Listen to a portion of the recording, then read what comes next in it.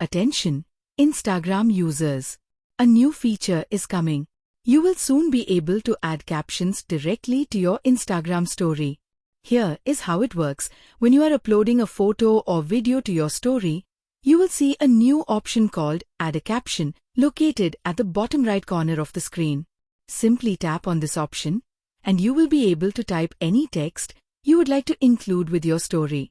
Whether it's a quick thought, a personal message, a quote, or just something funny, you can add whatever you want. You can also add emojis to make your captions more expressive and fun. Once you have added your caption, simply post the story as you normally would. When people see your story, they will see the caption you've added displayed just below the photo.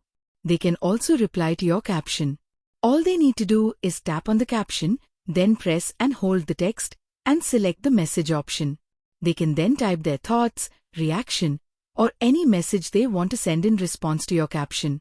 After typing their reply, they simply hit send, and their reply will appear in your DMs, just like a regular conversation.